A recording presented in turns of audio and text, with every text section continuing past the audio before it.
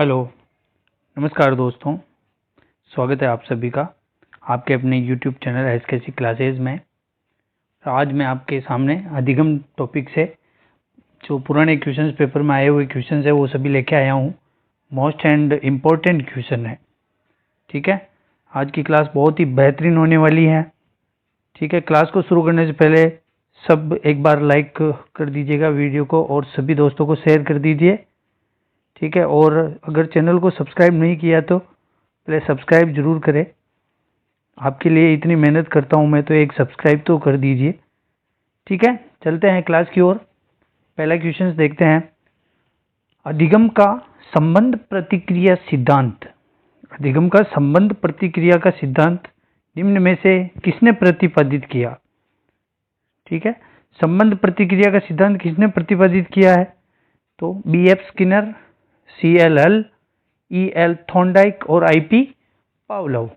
तो संबंध प्रतिक्रिया का जो सिद्धांत है वो I.P. पावलोव ने प्रतिपादित किया था, ठीक है। इसी सिद्धांत को अपन शास्त्रीय अनुबंधन का सिद्धांत भी बोलते हैं। कौन सा? शास्त्रीय अनुबंधन, ठीक है। और इसी सिद्धांत को अस्वाभाविक अनुक्रिया का सिद्धांत कहा जाता है और अनुबंधन का सिद्धांत भी कहा जाता है, ठीक है। अनुबंधन का सिद्धांत भी इसको कहा जाता है, ठीक है। ये I.P. पावलोव जो है व्यवहारवादी सिद्धांत से संबंधित है, ठीक है। मनोवैज्ञानिक थे, व्यवहारवादी, और इन्होंने संबंध प्रतिक्रिया का सिद्धांत दिया है। चलो बढ़ते हैं अगले क्वेश्चन पे। देखो नेक्स्ट क्वेश्चन। निम्न में से कौन सा शास्त्रीय अनुबंधन सिद्धांत का नियम है? शास्त्रीय अनुबंधन का जो सिद्धांत है वो किस नियम पर काम करता है? इस सिद्धांत से कौन सा नियम निकल के आया था? ठीक है, तो निकटता का नियम, पूर्ति का नियम, विलोपन का नियम और समानता का नियम। तो शास्त्रीय अनुबंधन सिद्धांत का जो नियम है वो है विलोपन का नियम, ठीक है। ऑप्शन नंबर 3 राइट आंसर हो जाएगा। नेक्स्ट क्वेश्चन देखो। पावलोव के प्रयोग में कुत्ते का घंटी बजने पर लार आने की क्रिया क्या कहलाती है? पावलोव ने, आप सबको पता है कि प्रयोग जो किया था वो एक कुत्ते पर किया था, ठीक है। भूखे कुत्ते पर उसने एक प्रयोग किया था, ठीक है। उस प्रयोग के अंदर उन्होंने 3 कंडीशन रखी थी। दिखाता हूं मैं आपको। कितनी कंडीशन रखी थी? 3 कंडीशन रखी थी। पहली कंडीशन थी जिसमें कुत्ते को उन्होंने बांध के रखा था, ठीक है, और जहां से लार टपकती उसके नीचे एक कटोरा भी रख रखा था लार को एकत्रित करने के लिए, ठीक है। पहली कंडीशन ये थी कि जब पहली कंडीशन में उन्होंने कुत्ते को डायरेक्ट भोजन दिया, ठीक है, डायरेक्ट भोजन दिया। दूसरी कंडीशन में उसने पहले घंटी बजाई। क्या किया? पहले घंटी बजाई, घंटी बजा के बाद में उसने भोजन रखा, ठीक है। तो बाद में फिर क्या हुआ, कुछ भोजन ले गए पास में तो ला रही थी कुत्ते की, ठीक है। फर्स्ट कंडीशन में डायरेक्ट भोजन ले गया, दूसरी कंडीशन में घंटी बजाई, और थर्ड कंडीशन जो आती है ना उसमें केवल घंटी बजाई, और घंटी बजाते ही कुत्ते के मुंह में क्या आ गई? लार आ गई थी, ठीक है। ये वाला उसने प्रयोग किया था, और इसी प्रयोग से उसने जो नियम निकाले थे उन नियमों की हम बात करेंगे आगे। तो कुत्ते का जो घंटी बजने पर लार आने की क्रिया क्या कहलाती है? स्वाभाविक अनुक्रिया, प्राकृतिक अनुक्रिया, संबंध अनुक्रिया और संबंध उद्दीपक। तो इसका जो आपके राइट आंसर हो जाएगा वो हो जाएगा संबंध अनुक्रिया, ऑप्शन नंबर 3, ठीक है। कब हुआ? घंटी बजने पर, ठीक है। तीसरी कंडीशन जो थी तब उन्होंने केवल घंटी बजाई थी ना, लेकिन कुत्ते को पता है कि घंटी बजने के बाद उसके पास क्या आएगा? भोजन, ठीक है, क्योंकि रेगुलर कर रहा है वो इसी काम को, घंटी बजा के भोजन रख रहा है। तो घंटी बजाते ही कुत्ते के अंदर उत्तेजना आ गई, कुत्ते को पता चल गया कि भोजन आने वाला है, तो उसके मुंह में क्या टपकने लग गई? लार टपकने लग गई। तो घंटी बजने पर ही लार टपकने लगी। तो संबंध अनुक्रिया, जो मेन जो स्वाभाविक अनुक्रिया होती थी ना, उसको संबंध अनुक्रिया में कन्वर्ट हो गई वो, ठीक है। पहले भोजन रखते थे और लार आती थी, लेकिन अभी भोजन रखा ही नहीं, केवल घंटी बजाई तब से लार आने लग गई, तो वो क्या हो जाएगा? संबंध अनुक्रिया, ठीक है। नेक्स्ट क्वेश्चन देखो। आप अपने जूते किसी रैक पर रखते हैं और उस रैक को उस स्थान से हटा दिया जाता है, ठीक है। ये रैक है, यहाँ पे आप डेली जूते खोलते हो, लेकिन इस रैक को यहाँ से हटा दिया है, ठीक है। आप जूते रखने उसी स्थान पर आते हैं जहां पहले रैक रखी थी, फिर भी आप रेगुलर आते हो तो आप जूते उसी स्थान पर रखने के लिए आते हैं जहां पर वो रैक पहले रखी हुई थी। ऐसा होने का कारण क्या है? पुनर्बलन, अंतर्दृष्टि, भूल और अनुबंधन। तो इसका कारण हो जाएगा अनुबंधन। ठीक है, जैसा वो कुत्ते पे प्रयोग किया था उससे संबंधित है ये, तो बिल्कुल अनुबंधन हो जाएगा ये। ठीक है, नेक्स्ट क्वेश्चन देखो, बालकों में स्वभाव व आदत निर्माण में सबसे उपयुक्त सिद्धांत कौन सा है? स्वभाव और आदत निर्माण के अंदर अनुकूलित अनुक्रिया सिद्धांत, स्वाभाविक अनुक्रिया सिद्धांत, तत्परता का सिद्धांत और सामाजिकता का सिद्धांत। तो स्वभाव व आदत निर्माण के लिए जो सिद्धांत महत्वपूर्ण होता है वो होता है अनुकूलित अनुक्रिया का सिद्धांत। ठीक है, कौन सा हो जाएगा? अनुकूलित अनुक्रिया का सिद्धांत। ये पावलोव के सिद्धांत का ही दूसरा नाम है। ठीक है, पावलोव का जो सिद्धांत है ना, अनुबंधन वाला सिद्धांत, ठीक है, उसी का दूसरा नाम है ये। ठीक है, ये अनुकूलित अनुक्रिया, संबंध प्रत्यावर्तन, शास्त्रीय अनुबंधन, परंपरा अनुबंधन, ठीक है, क्लासिकल कंडीशनल थ्योरी। याद रखना, इनके हिंदी में बहुत सारे नाम आएंगे। ठीक है, तो ये अनुकूलित अनुक्रिया है ना, मैं आपको बता दूं, एक चीज स्पष्ट कर देता हूं, अनुकूलित अनुक्रिया का सिद्धांत। ठीक है, अब इस सिद्धांत का हिंदी में बहुत सारे नाम है, जैसे परंपरा अनुबंधन का सिद्धांत, अनुबंधन का सिद्धांत, अनुकूलित अनुक्रिया का सिद्धांत। तो फिर आप इसमें कंफ्यूज ना हो, इंग्लिश में केवल आपको, हिंदी में कोई सा भी नाम हो, इंग्लिश में सिर्फ एक ही चीज मिलेगी, वो मिलेगी आपको क्लासिकल कंडीशनल थ्योरी। ठीक है, क्लासिकल कंडीशनल थ्योरी। ठीक है, यही चीज इसमें आपको इंग्लिश में सिर्फ क्लासिकल कंडीशनल थ्योरी ही मिलेगा आपको। यहाँ पे अनुकूलित अनुक्रिया लिखा होगा तो भी इंग्लिश में क्लासिकल कंडीशनल लिखा होगा, यहाँ पर अगर अनुबंधन भी लिखा है तो भी यहाँ पे क्लासिकल कंडीशनल थ्योरी ही लिखा हुआ आएगा, आपको कंफ्यूज होना ही नहीं है। ठीक है, चलते हैं वापस क्वेश्चंस की ओर। देखो, पावलोव के अनुबंधन देख लेना, उसका आंसर तो अनुकूलित अनुक्रिया सिद्धांत एक आंसर हो जाएगा। ठीक है, चलो छठा क्वेश्चन है, पावलोव के अनुबंधन प्रयोग में भोजन के पूर्व उपस्थित ध्वनि को क्या कहते हैं? भोजन से पहले जो उस घंटी बजा के ध्वनि दी जाती थी, ठीक है, ध्वनि देने पर जो लार टपकती थी, ठीक है, लार टपकती थी, तो उसको तो अपन ने बता दिया, और लेकिन अब घंटी बज रही थी तो उसकी जो ध्वनि आ रही थी उसको क्या कहते हैं? प्रायोगिक भाषा में उसको क्या कहते हैं? अनुबंधित उद्दीपक, अनानुबंधित उद्दीपक, विलंबित उद्दीपक और ध्वन्यात्मक। तो पूर्व उपस्थित ध्वनि को अनानुबंधित उद्दीपक कहा जाता है। क्या कहा जाता है? अनानुबंधित उद्दीपक कहा जाता है। ठीक है, नेक्स्ट क्वेश्चन देखते हैं। थॉर्नडाइक का सिद्धांत जाना जाता है संज्ञानात्मक, समाजवाद, संयोजनवाद और सहचर्यवाद। ठीक है, थॉर्नडाइक का सिद्धांत क्या कहा जाता है? तो थॉर्नडाइक के सिद्धांत को कहा जाता है संयोजनवाद का सिद्धांत। ठीक है, ऑप्शन नंबर 3 राइट आंसर हो जाएगा। ठीक है, संयोजनवाद का सिद्धांत। नेक्स्ट क्वेश्चन पे बढ़ते हैं अपन, देखते हैं अगला क्वेश्चन। प्रयत्न व त्रुटि सिद्धांत के प्रतिपादक है। प्रयत्न एवं त्रुटि के सिद्धांत के प्रतिपादक कौन है? तो प्रयत्न एवं त्रुटि सिद्धांत पावलोव, थॉर्नडाइक, स्किनर और कोहलर। तो प्रयत्न एवं त्रुटि, प्रयास एवं त्रुटि, ठीक है, ये जो सिद्धांत है ये थॉर्नडाइक ने दिया था। किसने दिया था? थॉर्नडाइक ने। ठीक है, चलें अगले क्वेश्चन पे।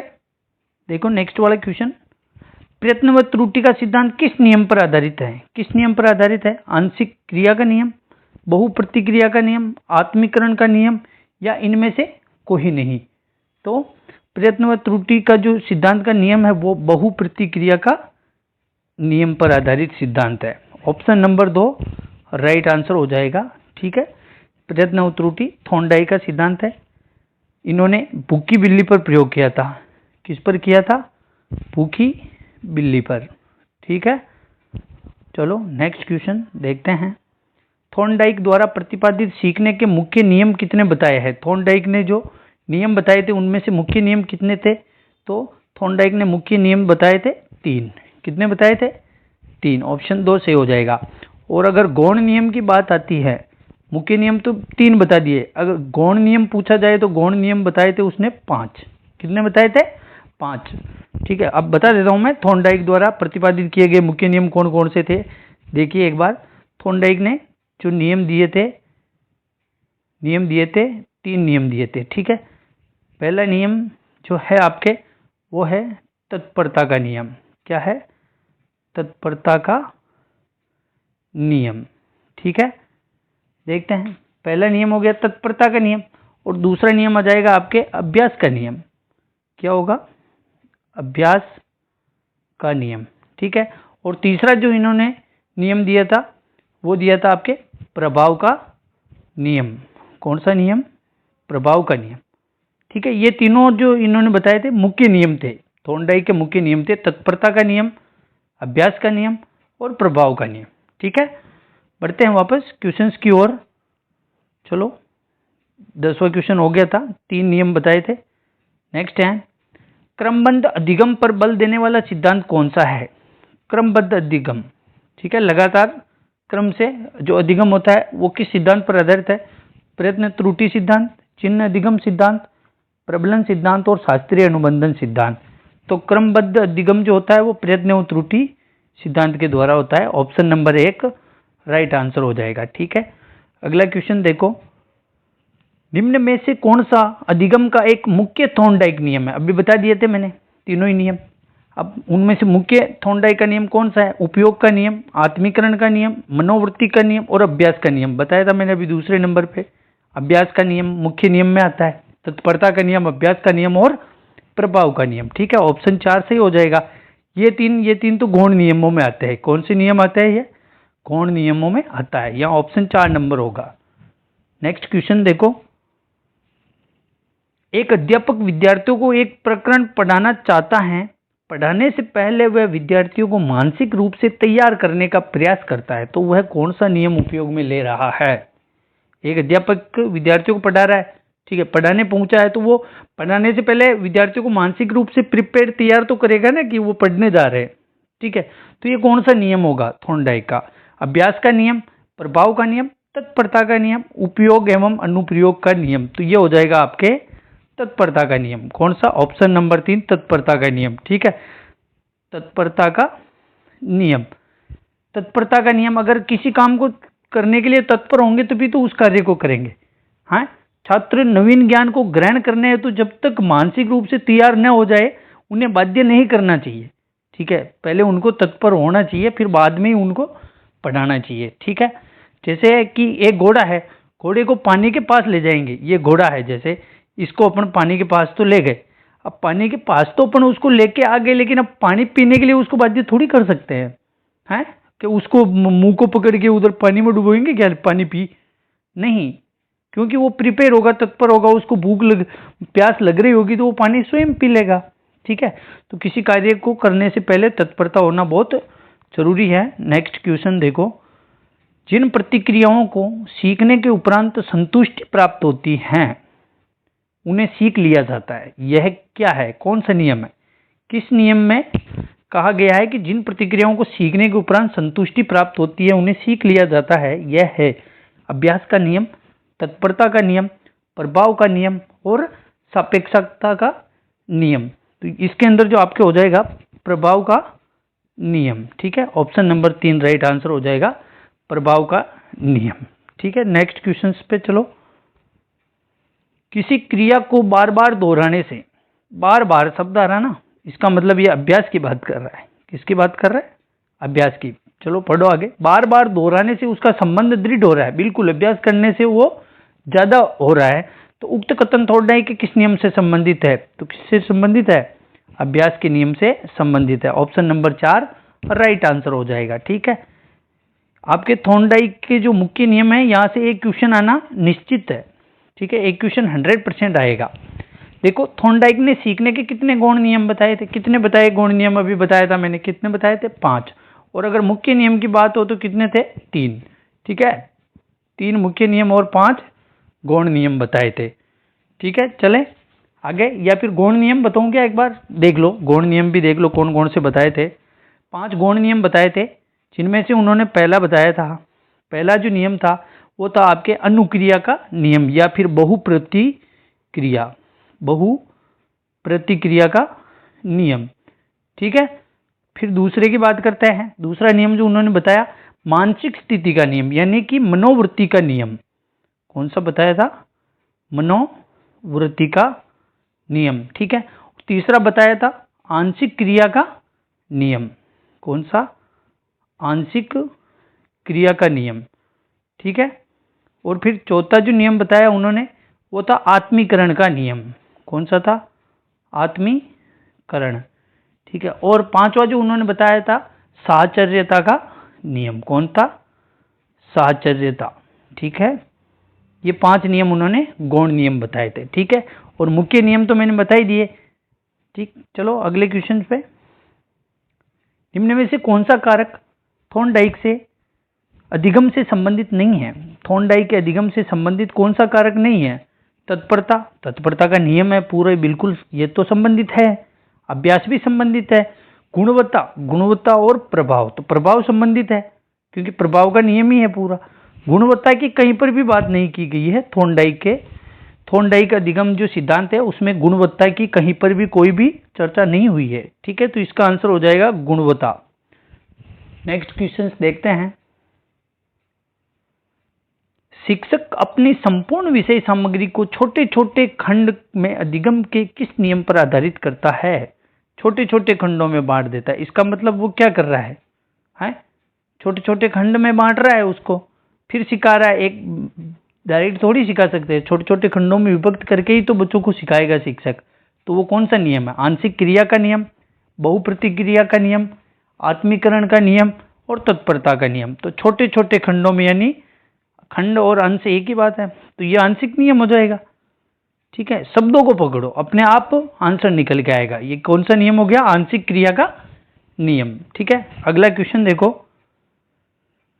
निम्न में से कौन सा थॉर्नडाइक द्वारा प्रतिपादित अधिगम का मुख्य नियम है? कौन सा है भाई इनमें से मुख्य नियम? प्रभाव का नियम, आंशिक क्रिया का नियम, आत्मीकरण का नियम और मनोवृत्ति का। तो मुख्य नियम हो जाएगा प्रभाव का नियम। Option number 1 right answer.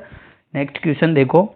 Thorndike के प्रभाव के नियम का शैक्षणिक महत्व नहीं है, ठीक है। कौन सा शैक्षणिक महत्व नहीं है?